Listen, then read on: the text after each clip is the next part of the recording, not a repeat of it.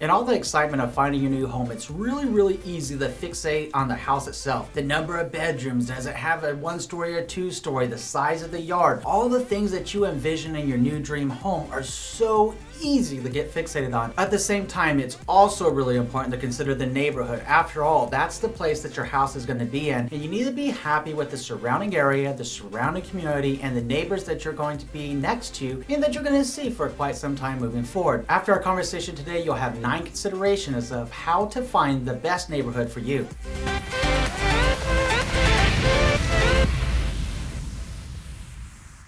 My name is Andrew Finney, and my passion is helping you make sense of real estate. If you need help finding a top agent where you live, or if you simply want to drop me a line to say hello, my contact info is below. If you're new here, please go ahead and subscribe to this channel now and like this video. Thank you. All right, my friend, let's go ahead and take a closer look at these 9 considerations. The first consideration is taking advantage of the internet. When we're talking about taking advantage of the internet, we do it every day anyways, don't we? We Google what we're going to eat. We're going to Google where we're going to go. We Google a movie. We Google, until we oogle our eyes out, right? And so it's true when we find our ideal neighborhood. In finding our ideal neighborhood, we want to consider the community around us, where our local hotspots are, the walkability score if that's important to you, what's the commute time looking like to your job and the places that you enjoy to go, and down to the crime stats and everything else that you want to know about your new neighborhood. So Google those things, and over the course of this video, I'm going to be sharing a lot of useful resources for you, and you'll find the hyperlinks in the show more description below. Feel free to save this video to your favorites and go back to it anytime you need to remember what that website was as you find your new home in your ideal neighborhood. The second consideration is general research. When we're talking about general research, there's a lot of really helpful websites out there. Perhaps one of the best websites out there to use is called neighborhoodscout.com. Neighborhoodscout.com is going to give you a lot of information with the demographics, the crime ratings, walkability scores, livability scores, real estate trends, and a lot more information. Again, that link is down below. Feel free to reference it and check it out for yourself as you find your new neighborhood. The third consideration is the economic health of the neighborhood, the community, the city, and yes, even the state. So this becomes very important to understand, because if you're going to have a major corporation that's going to move into the city that you're looking to buy in, or if it's a city that you already live in and you have additional job growth going on, what's going to happen to the population of that city? More than likely, it's going to increase. As the population increases, there may not be an adequate supply of current homes available for the people moving in. What's this going to do to the real estate market in your local marketplace?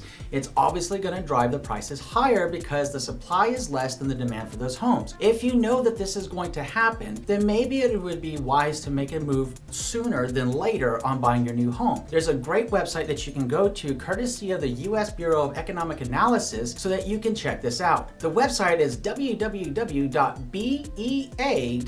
Again, bea.gov, almost like a name, b.gov. So it's kind of helpful to remember. If you think of a B and you type it in the search engine, in it you will find a huge amount of information about local job trends and job growth and the economic health and condition of the city that you're buying in, to make sure that the city that you're buying in with your ideal neighborhood and your ideal home is still going to provide a job for you well into the future and give you some job employment options, and ideally give you some job growth in the process. The fourth consideration are weather patterns. Now you might be wondering, Andrew, what do weather patterns really have to do with buying a home, and what does it have to do with finding my ideal neighborhood? Turns out it has a lot to do with it. Consider the fact that certain states are more prone to hurricanes, certain states are more prone to tornadoes, some states are extremely prone to flooding, while others are fire prone to wildfires, right? So you want to make sure that you understand what's going on in that state, and this becomes critically important if you're moving out of state to be able to buy in your new hometown. And even if you live there now, you might be familiar with it, but as a homeowner, it's going to take on a different meaning for you and your homeowner's insurance as you own your home. Fortunately, there's a really helpful website to help us figure this out. Through the National Weather Service, they have a website called weather.gov. Weather.gov will give you all the weather patterns for specific locations so that you know if that's going to be the kind of climate and the kind of weather that you would enjoy living in. As you're doing that, it'd probably be a really good idea to head over to FEMA.gov. FEMA.gov is going to share a lot of information about emergency preparedness, how to deal with a natural disaster, and what to do if a natural disaster occurs. Again, that's FEMA.gov. Save both of those links. They're going to be your best friend as a homeowner. Let's make sure the climate's right where you decide to buy your new home. The fifth consideration are the school systems, and you might be wondering, what do school systems have to do with property? It actually has a lot to do with it. If you have a school that's rated higher than another, you'll notice that the home prices tend to be higher in the higher rated school zones than in the areas where they have a lower school rating. You will see lower home prices. And when you see an area that doesn't have as high or as favorable reviews for the school zones, you'll notice that the home prices tend to be less. So school ratings actually have a lot to do with your property value. So wouldn't it be wise to do some preliminary research on the schools that are in your location, whether you have kids or you're planning on having kids and they're going to be going through those schools, or whether you're just more concerned about the property value and preserving your property value into the future. Fortunately, there's a couple of great websites that help you do your preliminary research. One of them is called greatschools.org. Greatschools.org will share a lot of information about the size of the classroom, the teacher ratings, and what other people are saying about that school itself. Those people being the parents who actually have kids in that school, so you know it's probably going to be very, very honest. Another one is also schoolmatch.com. Schoolmatch.com does something similar to greatschools.org, so pick the one that you like best and go with it to research the school systems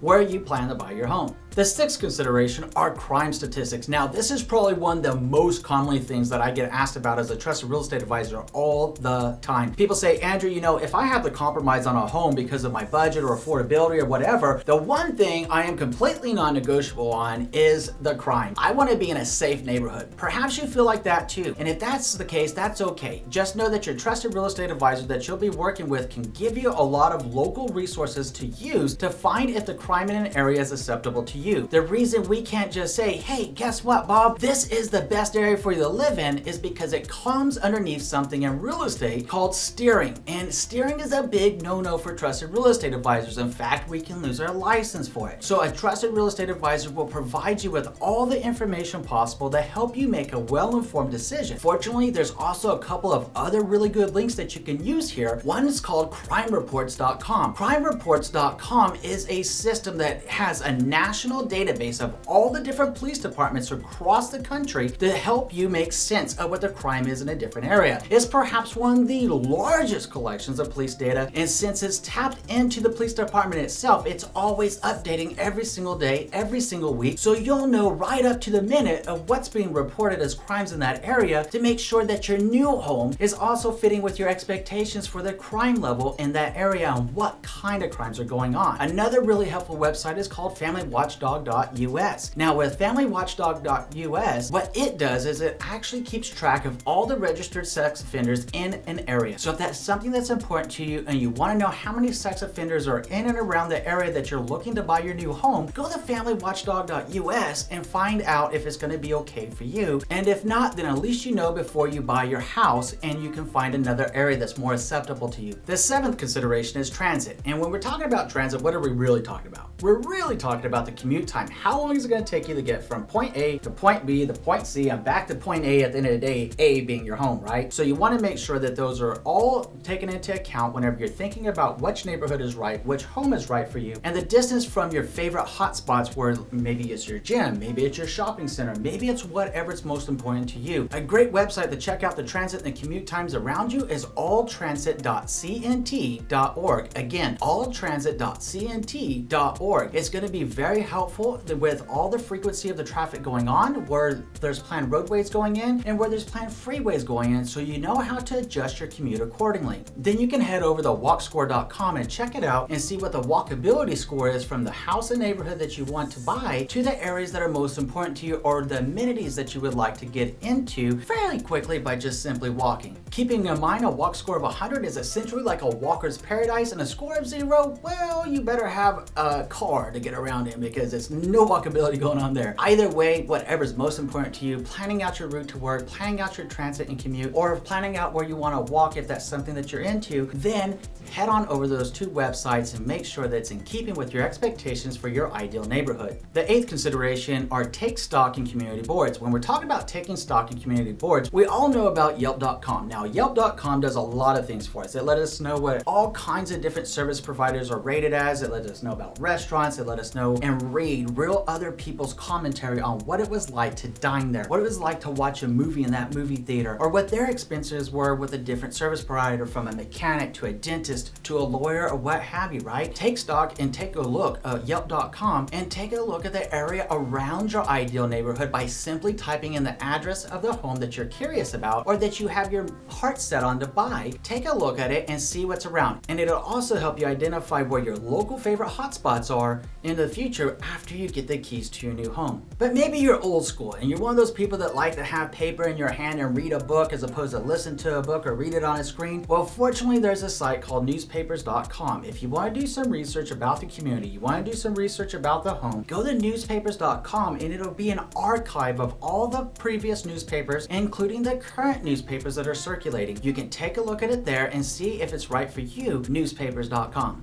The ninth consideration is to get out from behind the screen and enjoy nature. So what are we talking about there? Now, we want to get out from behind the screen. While it's been very productive for you up to this point, doing a lot of the legwork through the computer, there is nothing that replaces going out and pounding the pavement on foot and getting to know the neighbors, getting to know the businesses, and seeing what it's actually like to be out and about, driving around, scoping out the neighborhood. As you're doing that, there are 4 real quick tips to keep in mind. The first one is don't be shy. Actually go up and talk to the neighbors. If you see them out getting the mail, if you see them out walking Fido, no matter what they're doing, go up and introduce yourself and say, hi, my name is Andrew. I'm looking at buying a house on 123 Main Street. My curiosity and what I would like to ask you is, how have you enjoyed living in this neighborhood? What are your thoughts about from the time that you bought until now about this community, and where do you see it going in the future? So you might not want to lay out all of those questions all at one time, but strike up a conversation. That's the point. Don't be shy. Introduce yourself. After all, if everything goes the way that you want with the home that you make the offer on, they're going to be your neighbor, and chances are high that you're going to be seeing them quite frequently as you go to and fro about your life. So why not put the positive energy out there first and get to know them and ask them what they're thinking about the community? The second tip is to go talk to some local business owners. Go to where you have the mom and pop shops and ask them what their experiences are with the community about owning a business there. Ask them if they had it to do all over again, would they choose that location or do anything different? And if so, why? Let them talk, explore what's going on, and in the process, you might have found your new favorite hotspot.